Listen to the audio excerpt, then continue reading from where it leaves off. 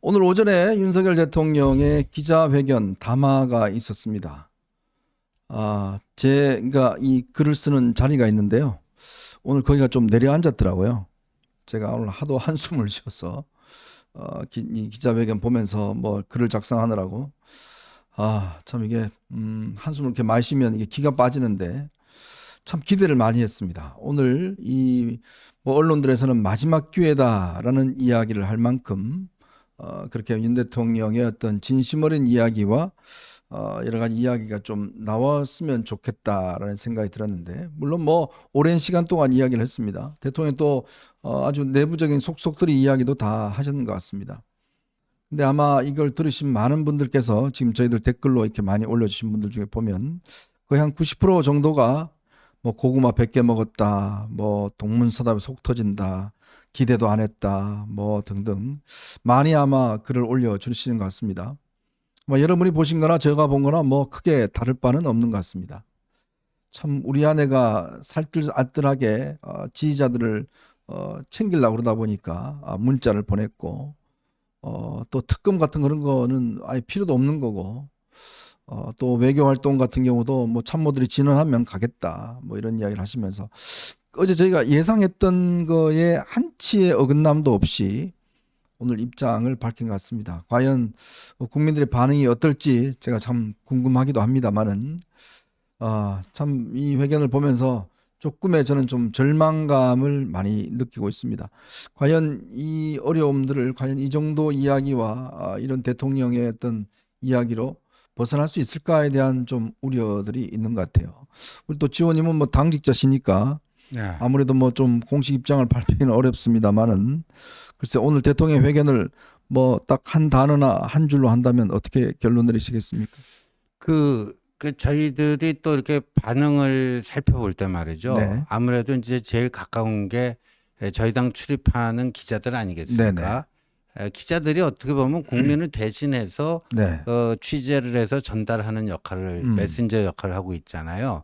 근데 이제 기자들 중에는 뭐 좀 좌파 계열의 미디어는 어쩔 수가 없고, 네, 다 이제 일체감을 갖거든요. 자기 출입처에 대한. 그래서 그렇죠. 표현도 뭐 우리 당 음, 저한테 뭐 전해서 우리 당에서 그거 어떻게 하죠? 뭐 네네, 이런 식의 일체감을 갖는. 그러니까 굉장히 그럴 때 보면 참 그 인간적으로 참 그게 끈끈한 게 느껴지죠. 네, 근데 오늘 기자들이 뭐 우리 현종님 한숨 쉬었다고 그랬잖아요. 네, 오늘 기자들 다들 한숨 쉬었답니다. 네. 예. 아마 그 한숨이 모이고 모였으면 아마 땅이 꺼질 것 같은 그런 분위기였던 것 같습니다. 모르겠습니다. 아마 여러분들 중에서는 뭐 좋게 봤다는 분들도 계시고, 상당수의 많은 분들께서는 참 정말 고구마 먹은 같은 그런 기분이었다, 이런 이야기를 하셨는데, 물론 뭐 대통령께서 이렇게 본인의 어떤 뭐 입장들을 국민들과 자주 이야기하는 건 저는 그거는 굉장히 좋다고 봅니다. 근데 지금이 그냥 의례적인 그런 시점은 아니지 않습니까? 지금이 굉장히 중요한 시점이고, 또 지금 여러 가지 외교 안보적인 그런 이슈가 많은 상황에서 국내적 이슈들, 특히 지금 집권당의 지지율에 이런 그 정말 10%대 추락, 대통령의 이 문제를 해결하기 위한 대통령의 의지, 그다음에 생각, 관점, 이런 게 오늘 여러분들이 확인하고 싶었던 그런 내용이었던 것 같은데, 참 제가 대통령하고 만약에 이렇게 1대1로 마주 앉아서 이런 이야기를 했다면 저 아마 좀 속이 터져서 죽었을 것 같아요. 그러니까 서로 생각하는 인식의 어떤 방식과 이런 게 너무 차이가 나다 보니까, 그러니까 우리는 예를 들어서 김건희 여사의 어떤 그런 행동이 이거는 좀 이 선출되지 않는 권력의 어떤 부당한 개입이다라고 했는데, 대통령은 내 가족이 뭐 이런 선거도 도구 하는 게 그게 뭐가 문제냐? 이게 국정농단이야? 그러면 국어사전 다시 써야 되는데? 라는 이 생각과, 내가 지금 전화번호 이거 좋아서 그냥 계속 가지고 다녔는데 뭐 그게 문제가 됐다면 뭐 그거는 잘못인데, 뭐 이런 생각이라든지 이런 것들이 참 간극을 메우기가 참 너무 힘들다, 어렵다, 이런 생각을 많이 듭니다.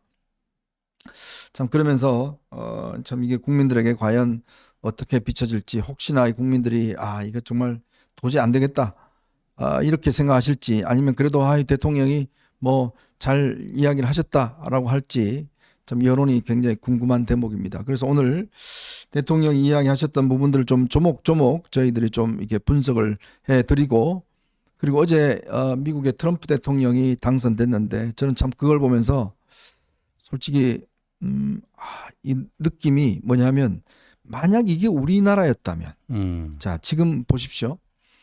국민들이, 그 미국 국민들이요, 제일 중요하게 생각하는 게 뭐죠? 경제 문제였습니다. 그렇죠. 내 목구멍이 포도청이에요. 지금 네. 내 물가 너무 인상되고 내가 너무 힘들어요. 근데 아무리 트럼프 대통령이 사법 리스크 뭐가 있고 뭐 막말하고 성추행하고 했다는 아무 소용없는 거예요. 그러니까 내 지금 당장에 이 목구멍에 포도청인데 이거 해결하지 못하면 난 찍지 않아 라는 게 미국 국민들의 뜻이었지 않습니까? 네, 그렇죠. 그걸 우리도 친화하면 이재명 아유 사법 리스크 받는 거 아무 소용없어. 필요 없어. 지금 내가 지금 물가 때문에 미치고 내가 지금 장사도 못 하는데, 자 그러면 이게 만약에 우리한테 적용이 된다 그러면 어떨까라는 정말 좀 두려움이 저는 솔직히 있더라고요. 네, 맞습니다. 예, 그런 두려움이 있죠. 그 남은 나라 얘기라고 볼 게 아니고요.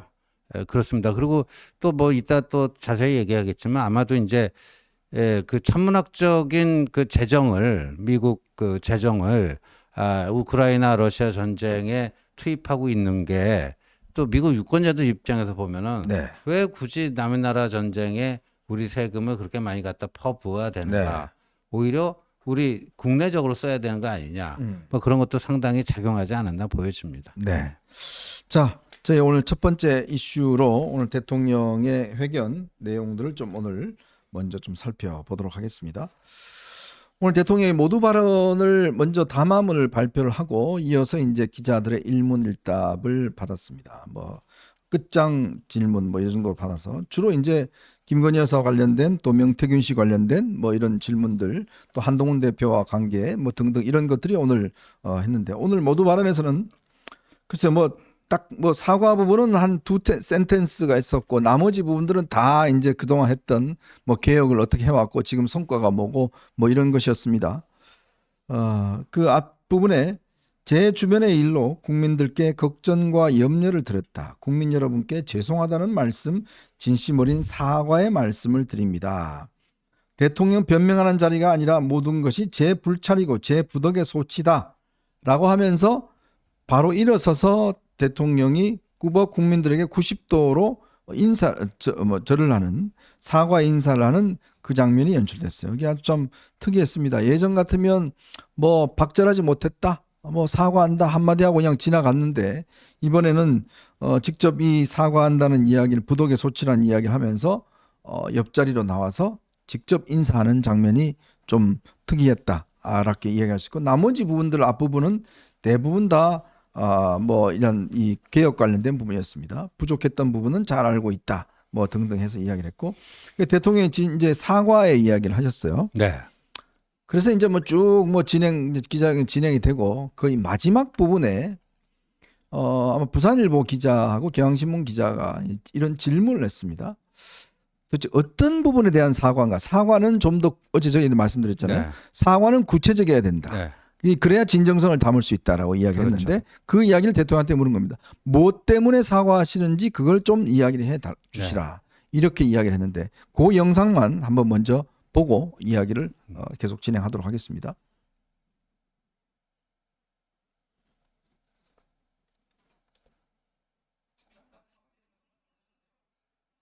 사과를 할 때 꼭 갖춰야 될 요건이 몇 가지 있다고 합니다. 그중에서 이제 가장 중요한 게 어떤 부분에 대해서 사과할지 명확하고 구체화하는 것이라고 하는데요. 대통령께서는 이제 대국민 담화에서 제 주변에 일로 걱정과 염려를 끼쳐드렸다, 어떻게 보면 다소 두루뭉실하고 포괄적으로 사과를 하셨습니다. 그리고 기자회견에서도 일문일답을 통해서 명태균 씨와 관련된 여러 가지 일에 대해서 이런 일이 생긴 이유가 뭐 휴대폰을 바꾸지 못해서라든지 아니면 사람 관계에 대해서 모질지 못해서 생긴 것이라고 말씀을 하셨는데요. 그렇다면 마치 이 사과를 하지 않아도 될 만한 일인데 바깥에서 시끄러우니까 사과하는 거 아닌가, 이렇게 오해를 하실 수도 있을 것 같습니다. 그래서 지금 국민들이, TV를 통해서 해결을 지켜보는 국민들이 과연 대통령께서 무엇에 대해서 우리에게 사과를 했는지 어리둥절할 것 같습니다. 여기에 대해서 보충 설명해 주실 수 있으신지요? 저는 이렇게 생각합니다. 국민들께서 좀 오해하시는 부분은, 일단 이게 팩트를 명확하게 설명을 해야 되는 것과, 또 잘못한 게 있으면은 딱 집어가지고 그러면 이 부분은 잘못한 거 아니냐라고 해주시면은 제가 거기에 대해서 딱 그 팩트에 대해서 제가 사과를 드릴 거고, 워낙 많은 얘기들이, 저도 뭐 제 아내와 관련한 이런 기사를 꼼꼼하게 다 볼 시간이 없습니다. 아, 이런 것들이 많이 있구나라는 것만 알기 때문에 그런 것이고, 어떤 것을 딱 집어가지고 왜냐하면 이것도 사실과 다른 것들도 많거든요. 그렇다고 제가 대통령이 돼서 이 기자회견을 하는 마당에 그 팩트를 가지고 다툴 수도 없는 노릇이고, 그렇다고 해서 그걸 다 뭐 맞습니다라고 할 수도 없는 것이고, 그래서 아마 우리 부사일보 기자님께서 그렇게 생각할 수 있지만 이거는 뭐 어쩔 수 없는 게 아닌가. 그리고 만약에 어떤 점에서 딱 집어서 한다면은 그 부분에 대해서 제가 사과를 드리죠. 그리고 아닌 거는 또 아니라고 제가 얘기를 하고. 그러나 사실은 잘못 알려진 것도 굉장히 많습니다.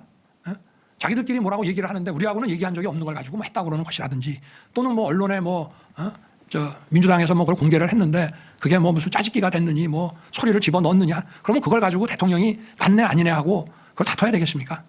그러니까 그런 점은 좀 양해를 해 주시기 바랍니다. 네. 네.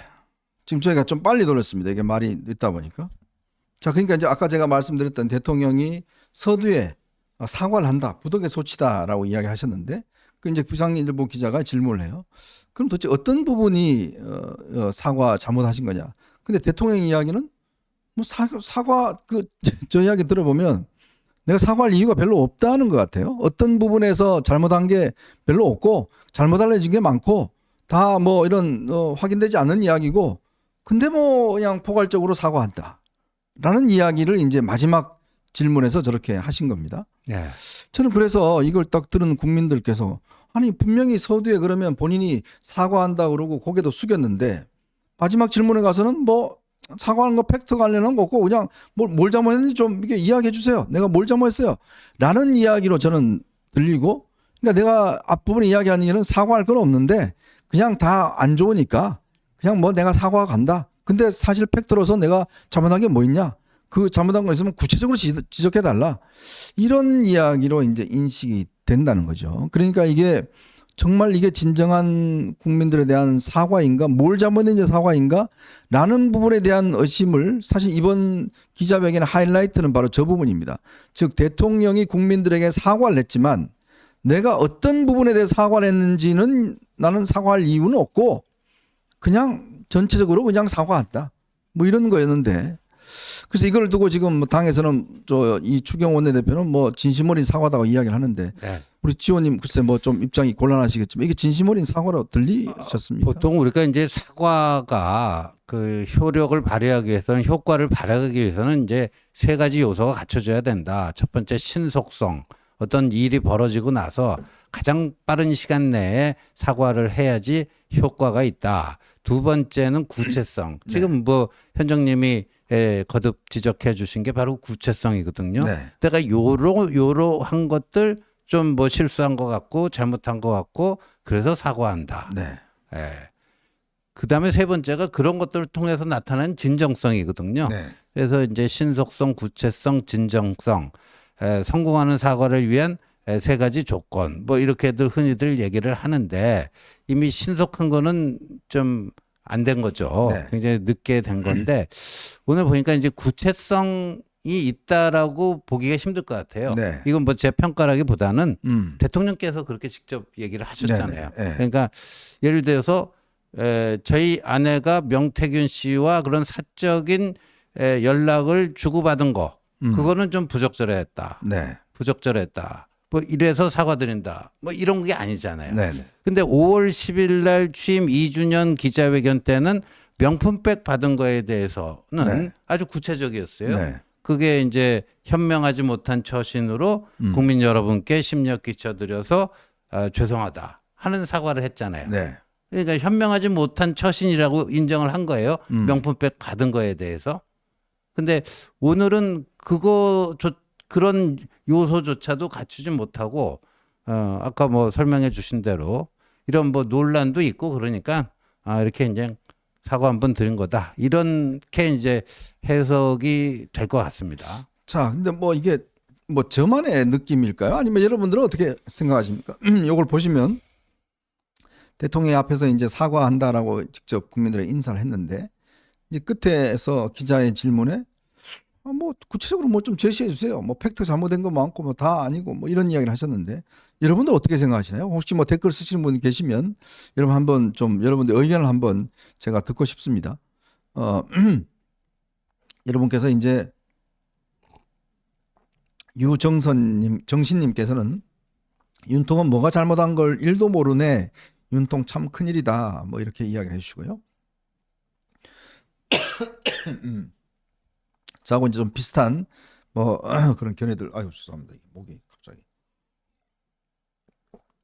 네. 그러니까 이게 지금 사과 아까 우리 지호님도 이야기했지만 사과라는 게 어떤 좀 구체적이야. 예를 들어서 이 받는 사람 입장에서는 그래 그 정도면 됐어라고 이제 아마 이야기를 하실 텐데, 그러니까 이 부분에 대해서 이제 그냥 뭐 여론 안 좋고 뭐 하니까 그냥 뭐 대충 그냥 사과하고 넘어가겠습니다. 아마 그런 느낌들로서 아마 여러분들께서 혹시 인식한 게 아닌가. 그렇다면 과연 이 기자회견의 어떤 진정성에 대해서 일반 국민들은 어떻게 느끼실까? 저는 이제 그게 첫 번째 오늘 가지는 의문이었습니다. 그 자, 예. 추경호 원내대표는요. 저 네. 대통령 기자회견 끝나자마자 입장문을 냈고요. 음흠. 또 잠시 전에 2시 40분경에 국회 본관 그 원내대표실 앞에서 또 기자 브리핑을 했는데 네. 이렇게 얘기를 했네요. 오늘 국정을 책임지는 대통령으로서 여러 국정 현안에 대해 진솔하고 소탈하게 말씀드렸다고 생각합니다. 네. 대통령께서는 국민께 걱정 끼쳐 드린 것에 대해 모든 게 본인 불찰이고 부덕의 소치라고 겸허히 사과하셨다. 네. 그리고 앞으로 국민의 뜻을 겸허히 받아들여 국정 쇄신 의지와 당정 소통 강화에 대한 의지도 뚜렷이 밝히시고 네. 인적 쇄신도 적절한 시점에 하겠다는 의사를 피력했다. 그러니까 추경호 원내대표는 이렇게 해석을 했네요. 국민께 걱정 끼쳐 드린 것에 대해 그것이 다 자신의 불찰이고 부덕의 소치라고 겸허히 사과했다. 그러니까 네. 이 진정성이 있는 거다. 이렇게 네. 평가를 했네요. 네. 자, 그러니까 이게 뭐 글쎄 이제 사과에 대한 기본적인 좀 인식이 좀 다른 것 같고요.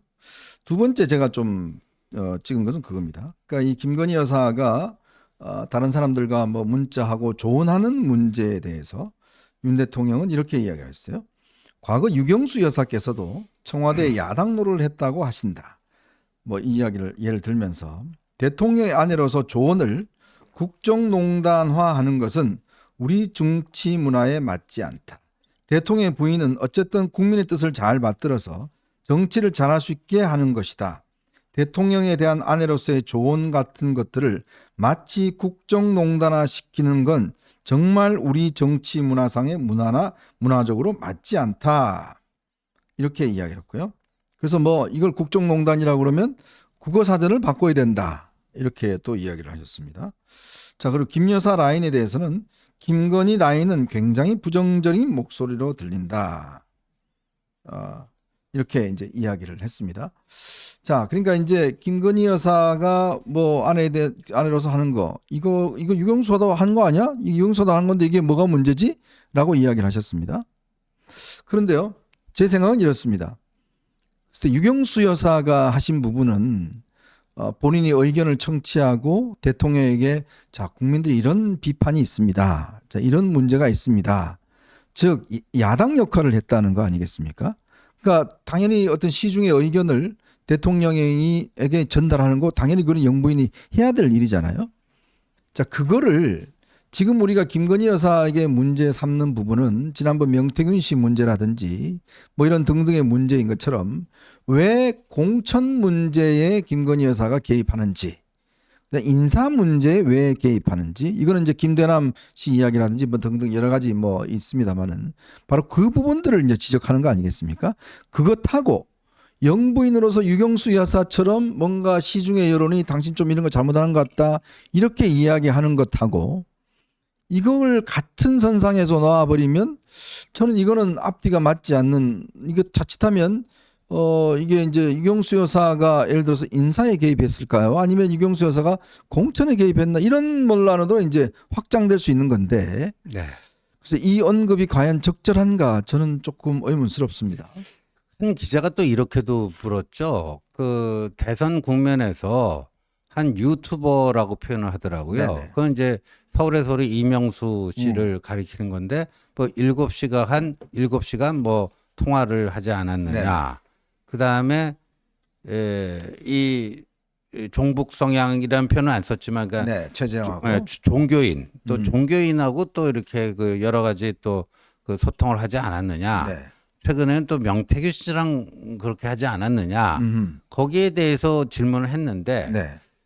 그럼 그런 세 가지 사례를 얘기하지 않았습니까? 네네. 그럼 그 세 가지 사례가 적절했는지 부적절했는지 명확하게 말씀을 안 하셨어요.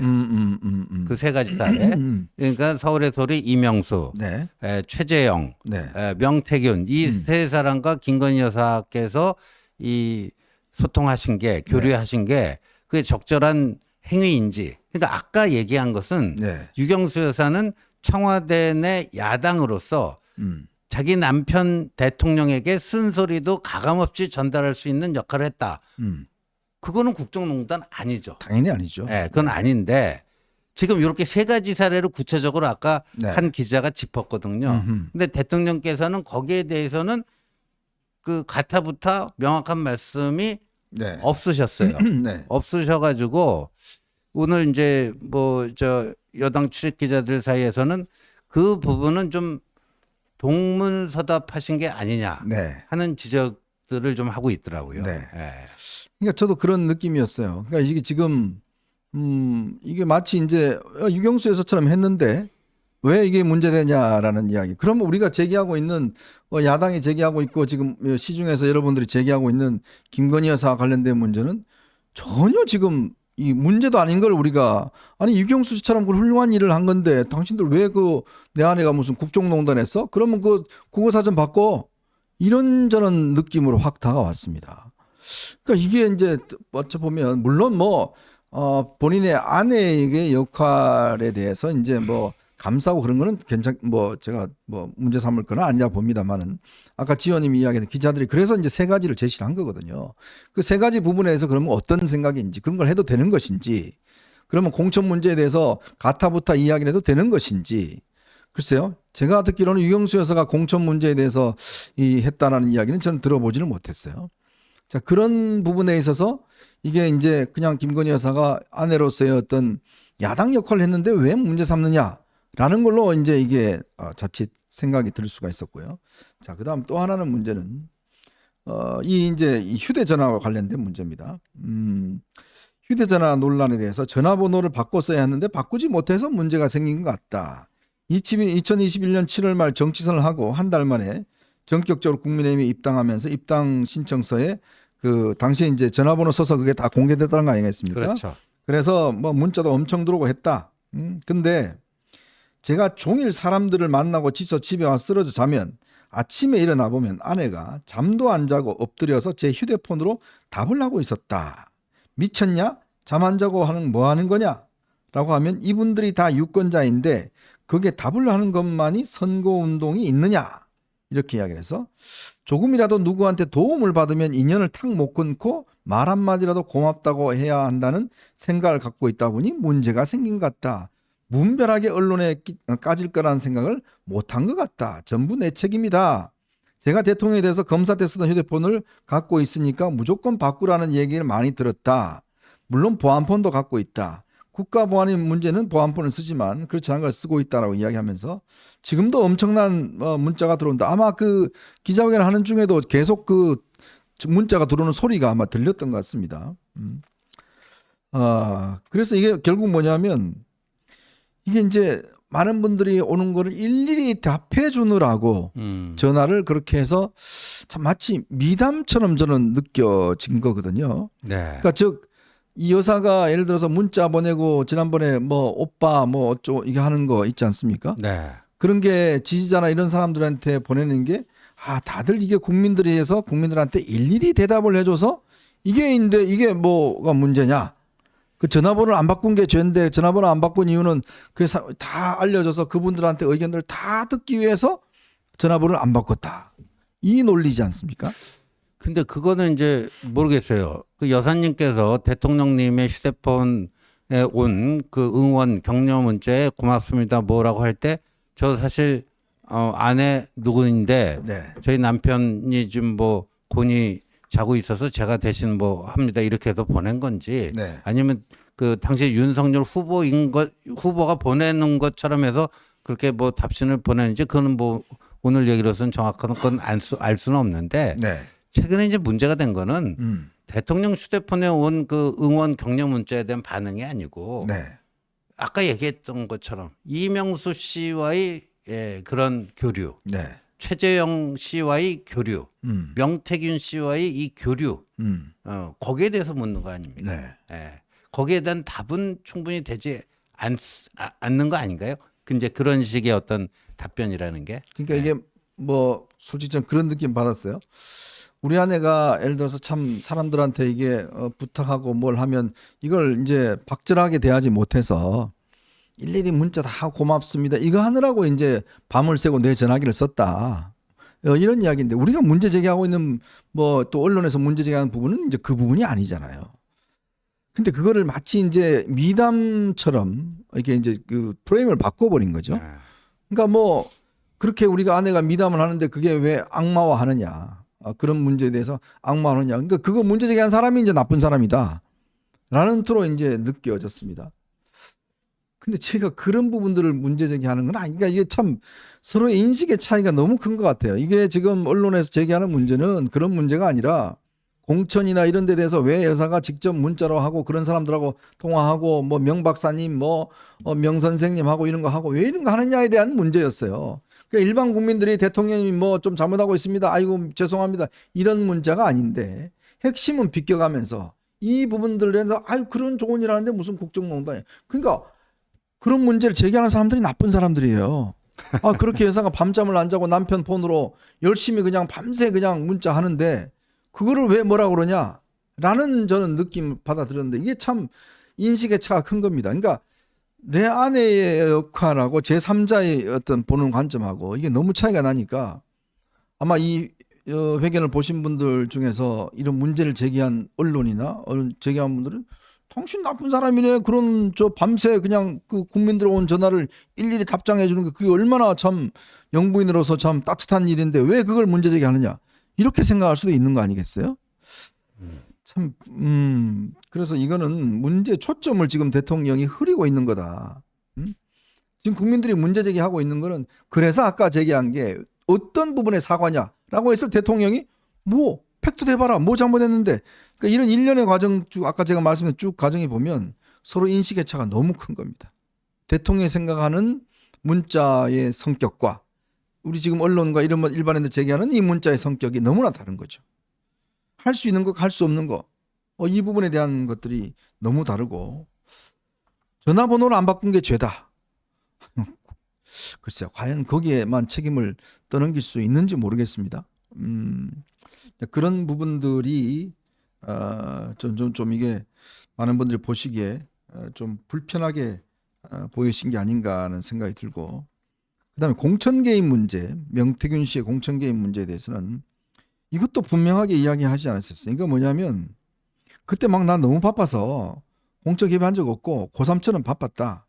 이야기 맞는데 그러니까 지금 기자들이 묻는 핵심은 왜 공관위에서 보고 당시 본인은 뭐 정진석 지금 실장이 공관위원장이 알았는데 나중에 알고 보니까 뭐 윤상현이다 뭐 이렇게 이야기를 하시는데 그 좋습니다. 다 좋은데 문제는 왜 공관위 알아보니까 내가 김영선이 공천 주라고 그랬다. 이 이야기를 하셨잖아요. 네. 그러니까 이 이야기에 대한 지금 질문을 하는 건데 이거는 비켜나가고 그때 너무 바빠서 내가 공천 개입할 적이 없고 전화가 뭐 1000통 정도 왔다 이야기를 하시는데 그 1000통 정도 많은 전화를 전부 다 이런 방식으로 그러면 대답을 했나요?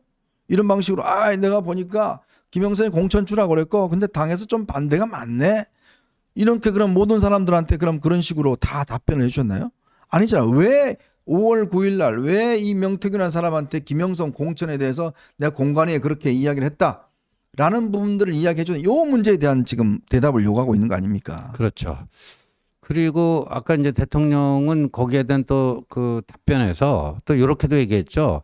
첫 번째 그 대통령실 해명이 경선 때까지는 대통령 후보 경선 때까지는 교류를 했지만 경선 이후에는 탁 끊어버렸다. 네. 했는데 이게 5월 9일 통화한 게 새롭게 나오니까 대통령실 해명이 거짓 해명이었다. 이렇게 비판받은 거 아닙니까? 네네. 그 거기에 대해서도 애시당초 본인께서는 대통령께서는 경선 때 주로 이제 그 교류를 많이 했고 그 이후에 뜸하다가 직전에 취임 직전에 전화 온 것도 참모들에게 다 얘기를 해줬는데 참모들이 그걸 외부에 공표하는 과정에서 뭐 이건 어떻고 저건 어떻고 자꾸만 복잡하게 설명이 되니까 그러니까 단순 명쾌하게 한다고 하면서 그 경선 때까지만 교류했고 그 이후에는 딱 끊었다. 이렇게 네. 조금 부정확하게 브리핑을 해가지고 그 벌어진 거지 본인께서는 처음부터 그렇게 다 참모들에게 정확하게 설명을 해줬다. 또 이렇게도 해명을 그럼 그 하셨습니다. 부정확게 한 참모들 그냥 가만두면 안 되죠. 그러면 왜 그 중대한 문제를 그렇게 부정확하게 브리핑하도록 오해할 수 있도록 한 거 그 대통령 용맹인 거 아닙니까? 그럼 그 참모가 설명을 잘못한 거잖아요. 자, 그런 문제이기 때문에 참 이것도 지금 좀 핵심을 비켜나가고 있다라는 그런 느낌을 좀 지울 수가 없고요.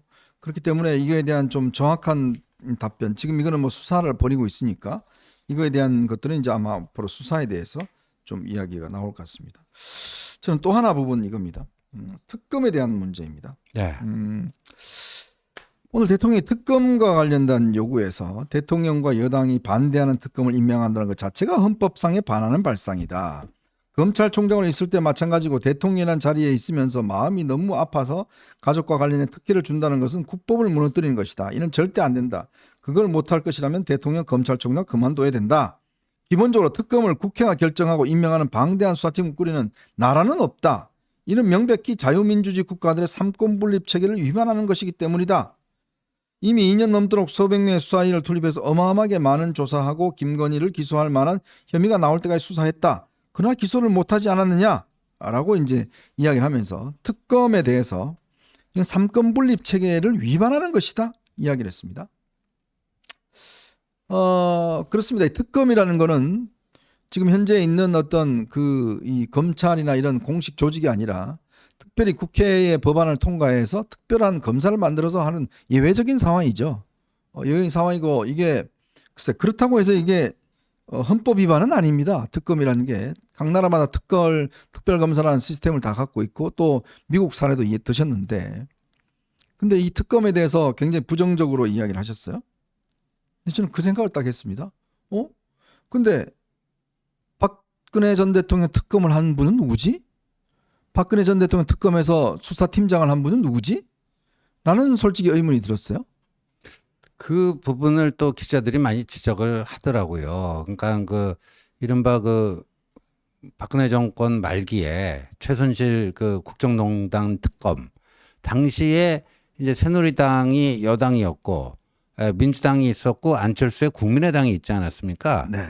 그때는 이제 상설특검법이 생기기 전인가요? 생긴 다음 하여간 개별 특검으로 그게 추진됐죠. 네, 그렇죠. 네. 개별 특검법 법안으로 이제 그게 통과가 됐는데 그때 새누리당은 특별검사를 추천을 안 하기로 했어요. 네네. 새누리당도 그걸 인정했습니다. 네. 그래서 더불어민주당에서 한 명 추천하고 국민의당에서 한 명 추천하고 네. 그러니까 두 야당에서 한 명씩 추천하는 그 특검법안이 통과가 됐어요. 네. 그래서 각각 한 명씩 추천을 했는데 근데 박근혜 대통령은 그중에 누구를 임명했는가? 네. 국민의당이 추천한 박영수 후보를 특검으로 임명을 한 그렇죠. 거죠. 그리고 그 박영수 특검에서 특검이 이제 검찰로부터 수사 인력을 파견을 받지 않습니까? 네네. 거기서 이제 윤석열 검사가 수사팀장을 한 거죠. 예.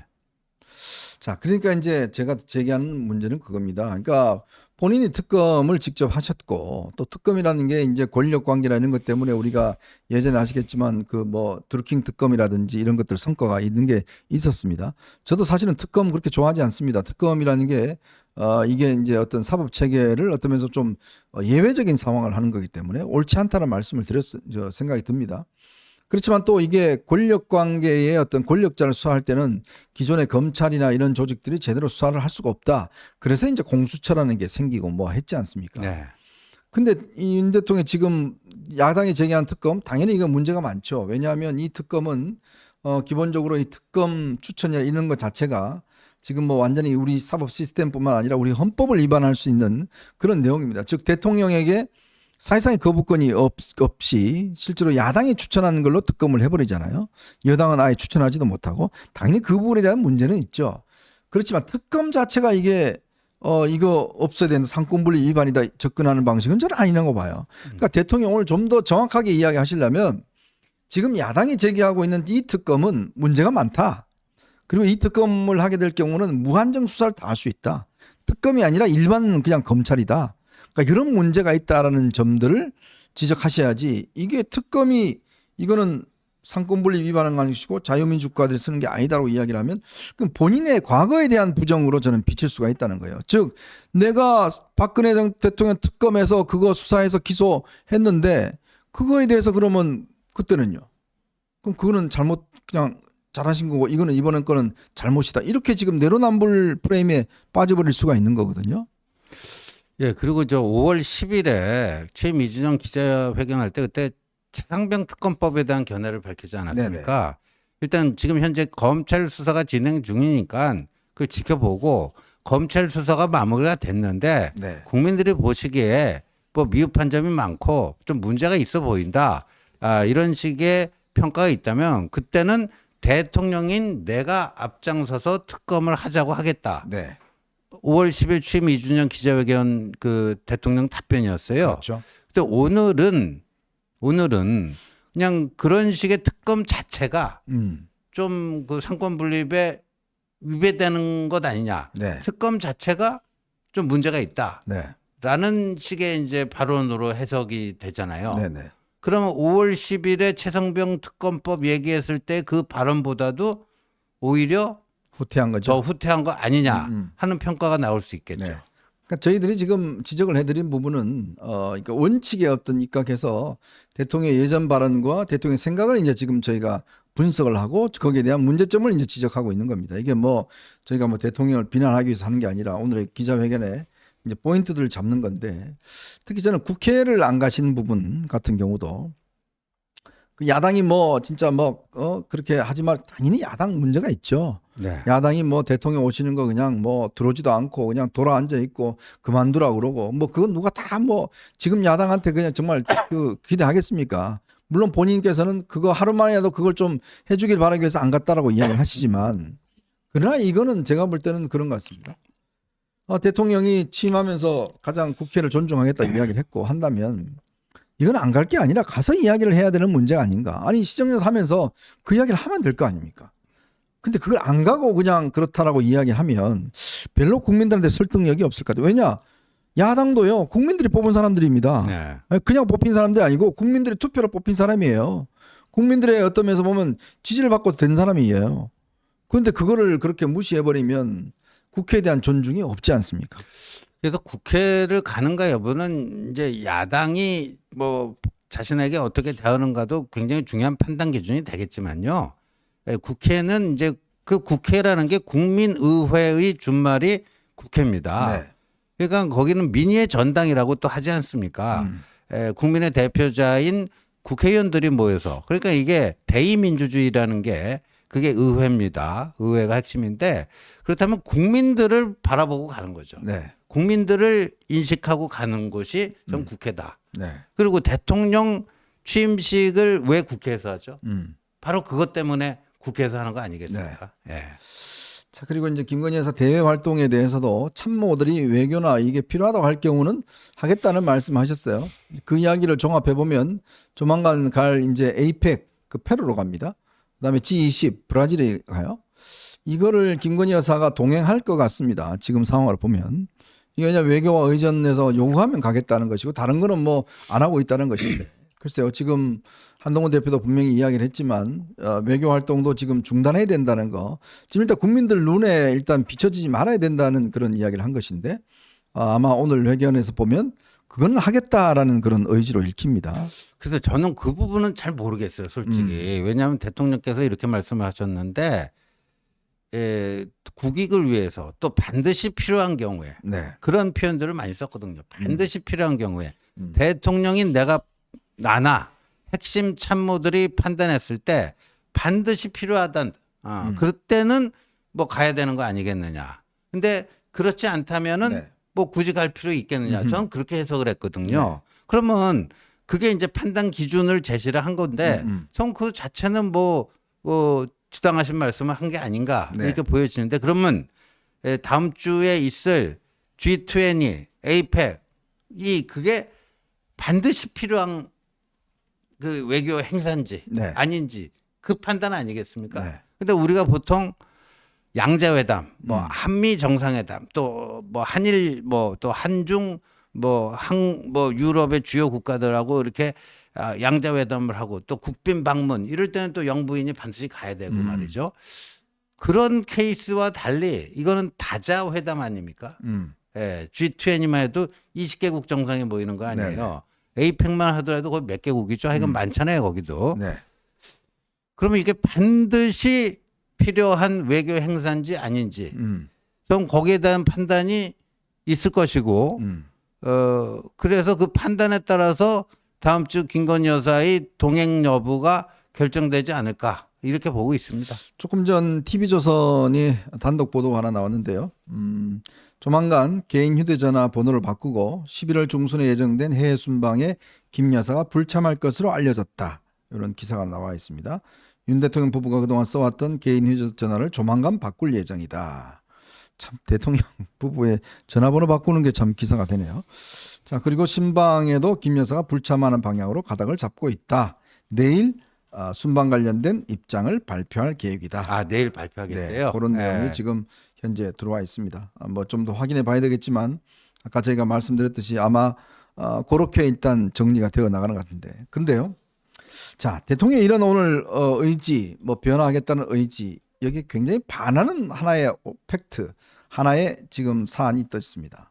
바로 얼마 전 여러분 기억하실 겁니다. 음주운전에 걸려서 단속에 걸려서 징계를 받았던 2개월을 받았던 또 벌금 800만 원을 받았던 강기훈 행정관이라고 있습니다. 자, 근데 어제 다시 출근하기 시작했다고 합니다. 대통령실에 강기훈 행정관이 2개월 징계가 끝나고 바로 어제부터 출근을 시작했다고 합니다. 특히 지난번 국회 증인으로 신청이 됐었는데 그때는 또 프랑스 파리에 가 있었다고 그래요. 못 간다고 이야기를 했었는데 어제부터 출근했다고 합니다. 자, 이분이 지금 지난번 한동훈 대표가 독대에서 제기했던 이 청산 경질해야 될 가장 중요한 부분 중에 하나로 지적했던 부분이 바로 강기훈 행정관이었습니다. 왜? 지금 문다혜 씨 음주단 문제 가지고 우리가 뭐 연일 비판하고 있잖아요. 여당에서도 비판하고 네. 있고. 그리고 문재인 대통령 때 그때 대통령실 그 행정관이 비서관인가요? 음주운전에 걸렸는데 바로 그날 사직서를 썼어요. 근데 음주운전을 해서 걸렸고 2개월 벌금 800만 원을 받은 사람을 대통령실에 그냥 기용을 한다? 또 징계가 끝난 다음에 기용을 한다? 왜 이런 건가요? 전 정말 이해를 못 하겠어요. 왜 강기훈이라는 사람이 뭐가 그렇게 일을 잘하고 뭐가 중요해서 그리고 여당에서 이거를 빨리 사퇴시켜야 된다는 이야기를 그렇게 이야기를 했는데 또 출근을 시켰다는 말입니다. 저는 그래서 도대체 그럼 대통령실 기준이 뭐냐? 대통령실은 음주운전해도 그냥 근무할 수 있는 거예요? 음주운전해도 그냥 채용해서 할 수 있는 거예요? 도대체 이 행정관이 무슨 중요한 일을 하길래 징계까지 받고 벌금 800만 원까지 받았는데 그걸 또 대통령실에 다시 둔다? 그 대통령께서도 후보 시절에 음주운전에 대해서는 아주 강력하게 비판을 하셨죠. 뭐 이제 예비 살인 뭐 이런 표현도 나왔었고요. 근데 정말 강기훈 선임 행정관인가요? 네. 저분이 저렇게 아예 복귀를 했어요. 네. 용산 대통령실로. 그러면 앞으로 이 정권이 음주운전과 관련해서 네. 어떤 얘기를 할 수 있을까? 네. 문다혜 씨 비판을 할 수 있을까? 네. 그 다음엔 얘기가 안 나오죠. 네. 얘기가 네. 참 나오기 힘듭니다. 무슨 사연이 있길래 네. 저런 그 분명한데 벌금 800만 원이면 굉장히 센 거 아닙니까? 센 겁니다. 음주운전 벌금 판명 이건 제가 알기로 0.1%인가요? 그때 뭐 수치가 있었는데 그 네. 감독님 한번 찾아봐 주겠어요? 수치가 얼마 나온 게 있을 겁니다. 강기훈 행정관의 그 음주 수치가 있어요. 제가 알기로 꽤 높은 수치가 나온 걸로 알고 있어요. 그럼에도 불구하고 또 국감 증인으로도 채택됐는데 안 나갔고, 근데 징계 2개월 딱 거치자마자 그냥 다시 대통령실에 근무를 시킨다? 이게 지금 권위가 서겠습니까, 이게? 그러니까 오늘 뭐 이제 국정쇄신의 0.121이라고 그러네요. 아. 0.121 면허 취소 수준을 훌쩍 뛰어넘는 수치라고 합니다. 그 추경호 원내대표는 이제 그 기자들 브리핑에서 국정쇄신 의지 네. 이거를 뚜렷하게 밝혔다 하는 쇄신? 건데 이게 쇄신이요? 글쎄 저 이게 쇄신인가요? 음주운전 벌금 800만 원 정직 2개월에 누가 봐도 솜방망이 처벌하고 복귀시키는 것과 국정쇄신은 어떤 관계인지. 네. 예. 이게 쇄신입니까? 도대체 뭐가 그렇게 이 사람이 중요한 역할을 한다고 이런 0.12% 아주 꽤 높은 수치의 음주에 걸린 사람을 지금 다시 기용해서 쓰겠다? 정말 이게 오늘 대통령이 이야기한 저는 이 회견과 이 강기훈의 다시 재기용, 재출근 이 문제 두 개를 놓고 봤을 때 국민들이 뭐라고 생각하실 건가요?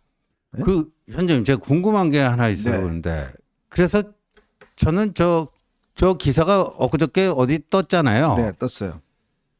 그래서 오늘 그 기자들 뭐 무제한 질문이라고 하니까 저 질문이 나올 줄 알았거든요. 네, 네. 근데 기자들이 저 질문 안 하더라고요. 네. 왜 그랬을까요? 그 제가 저한테 물으시면 어떡해요? 아니 그 기자의 감각으로. 저 같으면 당연히 물었죠. 제가 거기 없으니까 못 물은 거 아닙니까? 예. 제가 있으면 당연히 물었죠. 글쎄요. 뭐 그- 대통령실 기자들을 뭐 제가 뭐 컨트롤할 수 있는 것도 아니고, 저 같으면 그냥 바로 물었는데 아마 저 네. 지명 안 했을 것 같은데. 이현종의님은 제끼고 그 손 내리세요, 손 내리세요. 내리세요. 했을 것 같은데. 근데 제가 같습니다. 그래서 저 강기훈 행정관 저 이제 복귀하는 거 보면서 그 강훈 그 비서관과 네. 김오진 전 뭐 관리 비서관 네, 두 전직 비서관이 지금 공기업 사장 최종 엔트리 3에 들었다. 네. 3배수에 들었다. 음, 그래서 한동훈 대표가 그 점에 대해서도 안 된다. 네, 지난달 21일 차담에서 분명히 그 건의를 드렸는데 네, 그것도 모르겠습니다. 이렇게 강행을 할지 어떨지. 네, 예. 네. 뭐 좀 지켜보겠습니다. 자, 어쨌든 뭐 오늘 기자회견 저희가 조금 분석을 해드렸는데, 참 마지막 결론 제가 말씀드렸듯이 오늘 대통령이 변화와 쇄신을 이야기를 하는데 바로 그 음주 단속에 걸렸던 사람이 어제부터 출근했다고 합니다. 이게 쇄신이었군요. 한번 보겠습니다.